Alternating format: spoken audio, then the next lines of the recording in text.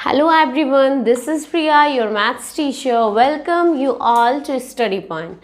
So before starting our class, if you're new in my channel, please like and subscribe my channel and press the bell icon for upcoming videos.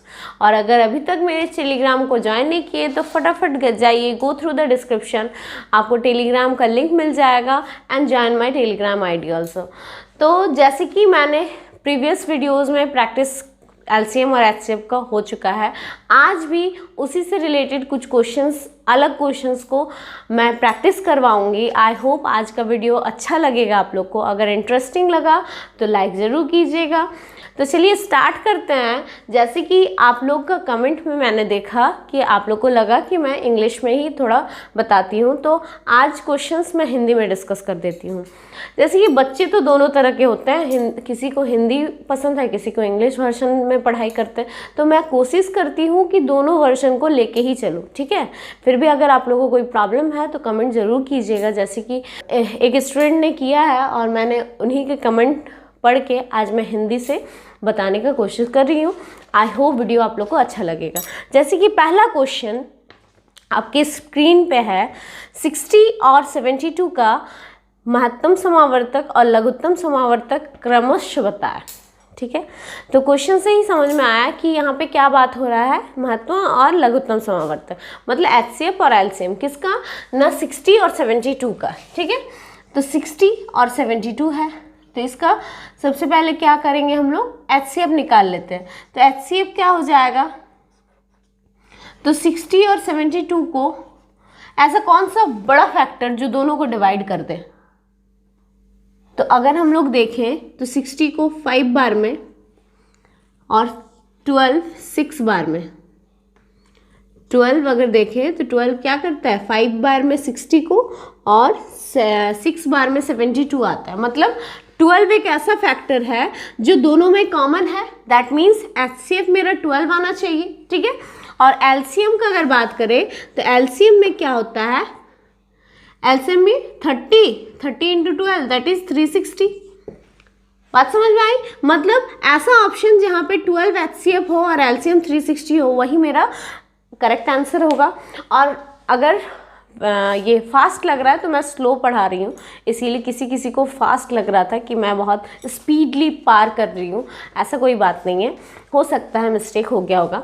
चलिए आज मैं अच्छे से एकदम slowly पढ़ा के आप लोग को डिस्कस करती हूँ, और जैसे आपके दिमाग में सारे क्वेश्चन सेट हो जाए. ठीक है, तो यहाँ पे क्या है, ऑप्शन नंबर ए क्या था, 16 360. ठीक है, option number B 12 360, option number C 12 260 and option number D 10 360. तो which option is the correct answer, कौन सा ऑप्शन, ना ऑप्शन नंबर बी मेरा करेक्ट आंसर होगा. क्या, न 12 और 360. बात समझ में आई. एचसीएफ और एलसीएम में बहुत ही इजी है, मैंने शॉर्टकट में समझा दिया कि एचसीएफ को कैसे निकाला जाए. ऐसा बड़ा फैक्टर जो दोनों में कॉमन हो जाए उसी को वही एचसीएफ बन जाता है. और एलसीएम क्या होता है, सारे का प्रोडक्ट, जो फैक्टर निकल गया और फिर उसका प्रोडक्ट निकाल देते हैं जो बच जाता है. तो ये पहला क्वेश्चन था. Now move to second question, that is question number 2. तो जैसे कि क्वेश्चन 2 क्या कहता है, दो संख्याओं का महत्तम समावर्तक 110 है और उनका गुणनफल 2,90,400 है, तो इन दोनों संख्याओं का लघुत्तम समावर्तक क्या होगा. ये आरआरबी में पूछा गया है क्वेश्चन. ठीक है, तो यहाँ पे क्या बोल रहा है कि दो संख्या, ठीक है, दो संख्या जिसका महत्तम समावर्तक मतलब एचसीएफ मेरे पास है. तो एक मैंने फॉर्मूला बताया था, क्या, एक सूत्र क्या है कि एचसीएफ और एलसीएम को आप गुना कर दो तो दो नंबरों का प्रोडक्ट आ जाता है. क्या, मान लो a इंटू बी हो जाएगा. ठीक है, अब आपके पास है क्या क्या ना, दोनों संख्याओं का महत्तम समावर्तक है ना, दोनों संख्याओं का महत्तम समावर्तक है. मतलब एचसीएफ है 110 और गुणनफल क्या है 2,90,400, यही है. अब हमको एलसीएम निकालना होगा, लघुत्तम समावर्तक निकालना होगा, तो हम डिवाइड कर देंगे, मतलब भाग दे देंगे इससे. तो क्या हो जाएगा, 0 0 कट गया. अब 11 से इसको अगर काटोगे तो 2 बार में फिर 6 बार में फिर 4 0, ये हो जाएगा आपका भाग देने पे, मेरा मतलब एलसीएम कितना आ जाएगा 2640, 2640। तो आपके पास ऑप्शन क्या क्या था? ऑप्शन ए 1980 मतलब 1980, option B 1320, option C 3960 and option D 2640। That means option number D मेरा क्या है? सही उत्तर है। Option number D is the correct answer. तो बात समझ में आई? बस सूत्र का यूज़ करके हम लोग आंसर को निकाल लिए, उत्तर को निकाल लिए। आई होप आपको समझ में आ गया क्वेश्चन। नाउ अब हम लोग आगे बढ़ते हैं, वीडियो को आगे बढ़ाते हैं। क्वेश्चन नंबर 3 देखते हैं। बोल रहा है क्वेश्चन नंबर 3, यदि दो संख्याओं का गुणनफल 3026 है और उसका लघुत्तम समावर्तक 89 है तो उनका महत्तम समावर्तक क्या होगा? ये एनटीपीसी 2017 में क्वेश्चन आ चुका है। ठीक है, तो जितने भी क्वेश्चंस मैंने प्रैक्टिस करवाया है या फिर मैं करवा रही हूँ, सारे ही पूछे हुए क्वेश्चंस होते हैं। ठीक है, किसी ना किसी एग्जाम में, किसी ना किसी स्टेट के एग्जाम में पूछे जाते हैं, इसीलिए सारे ही क्वेश्चन बहुत ही इंपॉर्टेंट होते हैं। वीडियो को बीच में स्किप नहीं करना है, वीडियो को अच्छे से पूरे वीडियो को वॉच करना है ताकि कोई भी क्वेश्चन आपसे मिस ना हो जाए, किसी तरह का आपको मतलब किसी तरह का सूत्र, किसी तरह का ट्रिक आपसे मिस ना हो जाए। इसलिए पूरे वीडियो को अच्छे से देखिए और समझने का कोशिश कीजिए। जो भी प्रॉब्लम होगा, जो भी डाउट्स होगा, मैं तो उसी के लिए खड़ी हूँ। बस आप लोग कमेंट कीजिएगा और मेरे से जुड़े रहिएगा। ठीक है, तो जैसे कि क्वेश्चन नंबर 3 क्या बोलता है, तीसरा क्वेश्चन यही बोलता है कि अगर दो संख्या हैं, ठीक है, दोनों संख्याओं का गुणन दिया हुआ है, मतलब प्रोडक्ट दिया हुआ है 3026 और उसका एलसीएम दिया है। इससे पहले वाले क्वेश्चन में एचसीएफ आपके पास था, महत्तम समावर्तक था, लघुत्तम निकालना था। इसमें लघुत्तम दिया हुआ है, महत्तम निकालना। तो सूत्र वही चलेगा, बस क्या कर देंगे ना, एलसीएम मेरे पास है तो वही पुटअप कर देंगे। 3026 दिया हुआ है दो संख्याओं का गुणन। ठीक है,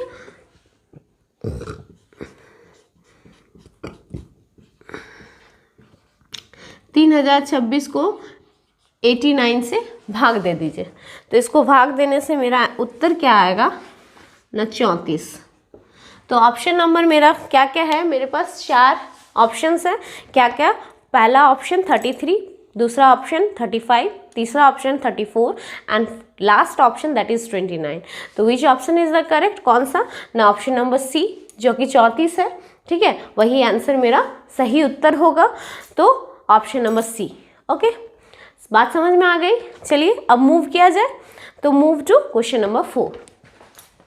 क्वेश्चन नंबर 4 क्या कहता है? 3 संख्याएं जिसका अनुपात क्या है 2:3:4। ठीक है, 3 संख्याएं 2:3:4 के अनुपात में है और जिसका महत्तम समावर्तक 12 है तो उसका लघुत्तम समावर्तक क्या होगा? अब ये क्वेश्चन अगर देखा जाए तो इसमें क्या बोल रहा है, 3 संख्याएं हैं, तो जब अनुपात में रहता है तो हम लोग उसका कुछ फिक्स्ड वैल्यू मानते हैं, क्या लेट करते हैं कुछ। तो क्या है मेरे पास अनुपात 2:3:4। तो हम लोग क्या मान लेंगे ना, हर एक को x मान लेंगे। ठीक है, मतलब 2x, 3x और 4x। अब मेरे पास क्या है महत्तम समावर्तक, दैट मीन्स HCF मेरे पास क्या है 12। ठीक है, तो ये तीनों में से कॉमन क्या आ रहा है, x = 12 है मेरे पास। बात समझ में आई? अब इसी का यूज से हम लोग एलसीएम निकालेंगे। अब ये तीनों नंबर्स का एलसीएम क्या हो जाएगा, आप अगर देखो तो एलसीएम मेरा एक क्या आएगा ना, 2 से अगर देखें तो 2 का कॉमन फैक्टर निकल गया एक, हाँ, मतलब 2 और 4 में 4 आ गया। अब क्या है 3 तो कॉमन नहीं है, मतलब 3 और x, यही मेरा एलसीएम निकलेगा। तो ये क्या हो जाएगा 12 × 12 दैट इज 144। x का वैल्यू 12 था, इसीलिए मैंने 12 के साथ 12 को मल्टीप्लाई कर दिया। तो मेरा उत्तर क्या आ गया ना 144। तो आपके पास ऑप्शंस क्या क्या थे? एक option number A 144, option number B 192, option number C 96 and option number D 72। तो कौन सा ऑप्शन करेक्ट हो गया? Option number A. That means option number A ही मेरा सही उत्तर है।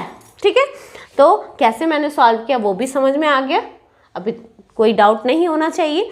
तो चलिए आगे बढ़ते हैं, आगे देखते हैं क्वेश्चन नंबर 5 क्या। अब बोला 5वां क्वेश्चन, वो न्यूनतम संख्या क्या है जिसे 18, 27 तथा 36 से भाग देने पर क्रमशः 5, 14 तथा 23 शेष बचता है।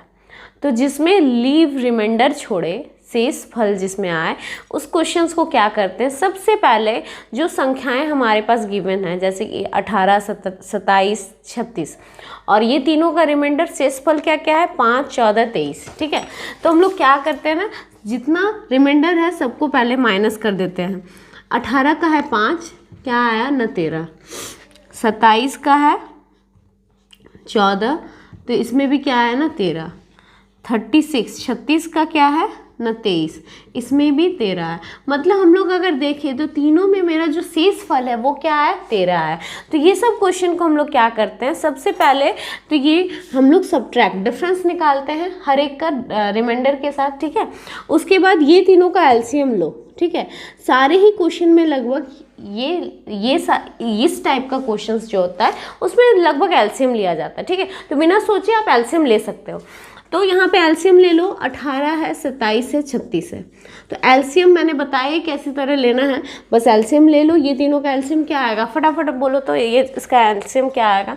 तो इसका एलसीएम मेरे पास आया 108। ठीक है, आप भी निकाल लो फटाक से। अब 108 को क्या करना है ना, सिंपली 13 से माइनस कर दो। तो इसको जब माइनस करोगे तो क्या आ रहा है आंसर 95। तो बस वही हो जाएगा आपका आंसर। देखिए कितना सिंपली सॉल्व हो गया without wasting so much time, ज़्यादा टाइम भी नहीं लगा और आंसर भी आ गया।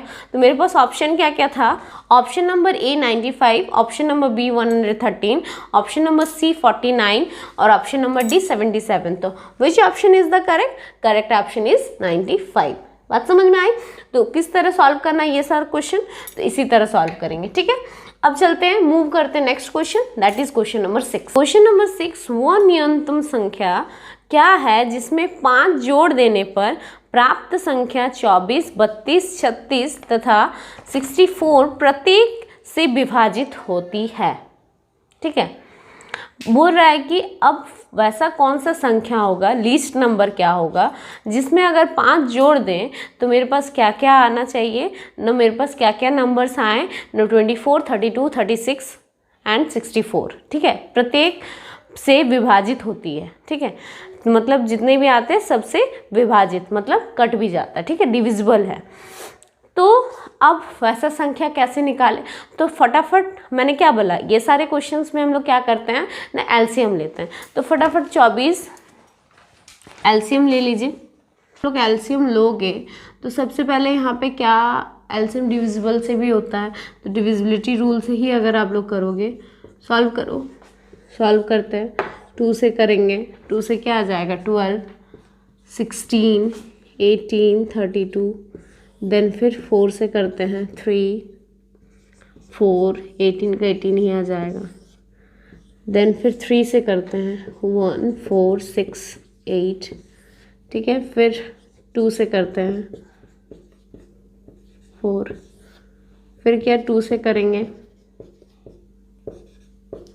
अब सबको मल्टीप्लाई कर दो, 4 2 जे 8 और यहाँ पे 8 8 8 जो 64, 64 इंटू 9 दैट इज 9 7 जो 36, साथ में 3, 54 और 3 57, 576। अब इस तरह का क्वेश्चन में क्या होता है ना, यहाँ पे क्या बोल रहा है कि ऐसा न्यूनतम संख्या कौन सा होगा जिसमें 5 जोड़ देने से सारे जो संख्या आएंगे वो क्या हो जाएगा, पूरी विभाजित होगा। इसमें क्या करेंगे ना, 576 है, इससे हम लोग क्या करेंगे 5 से माइनस कर देंगे।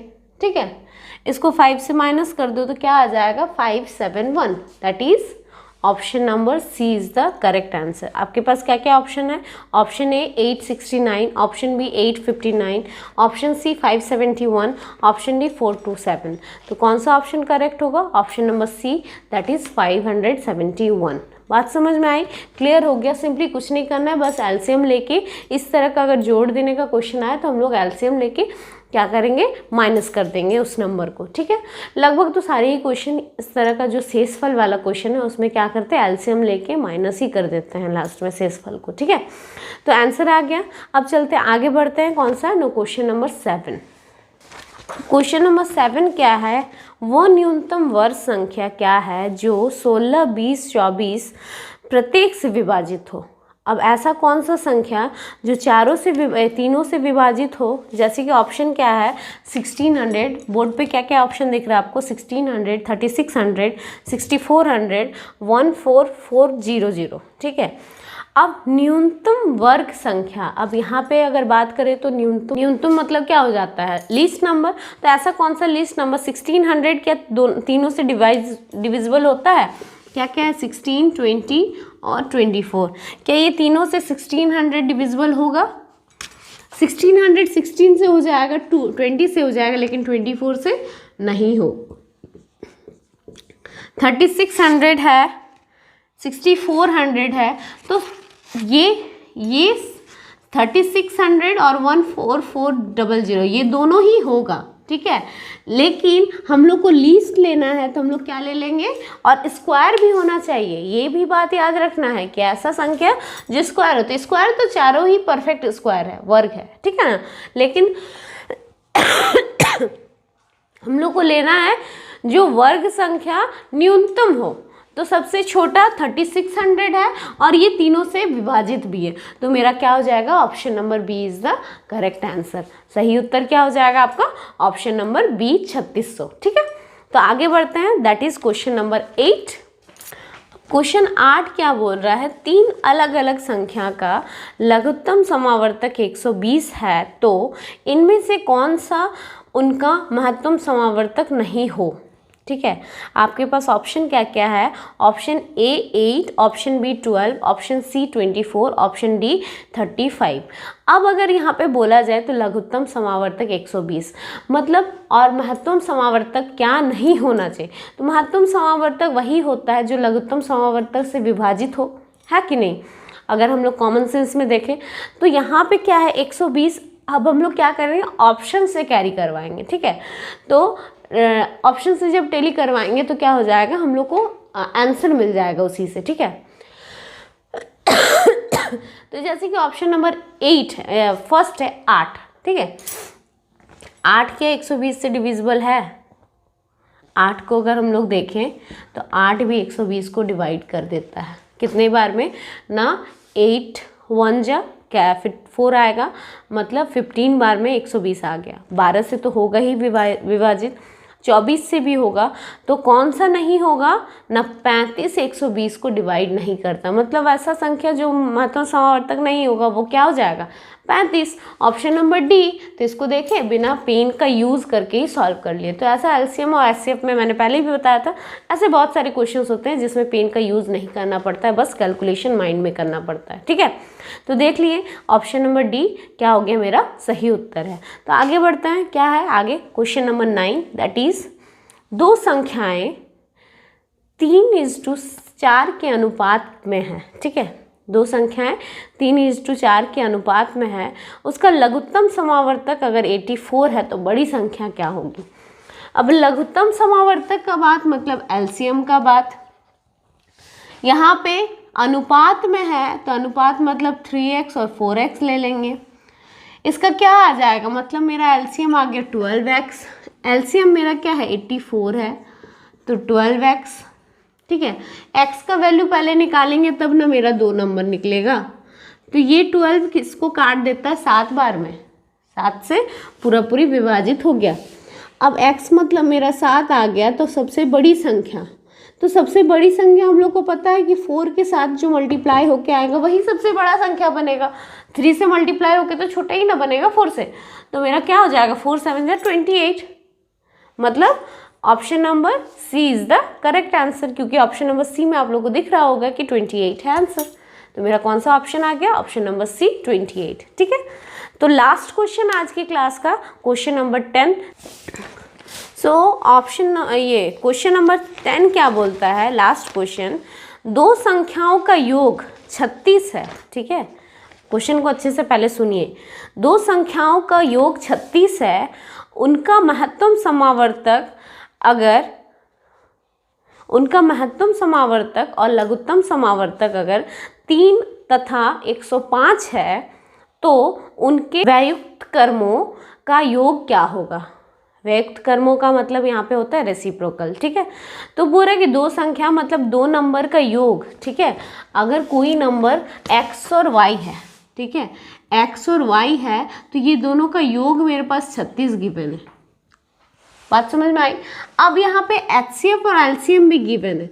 HCF क्या गिवन है न 3 और LCM क्या गिवन है 105।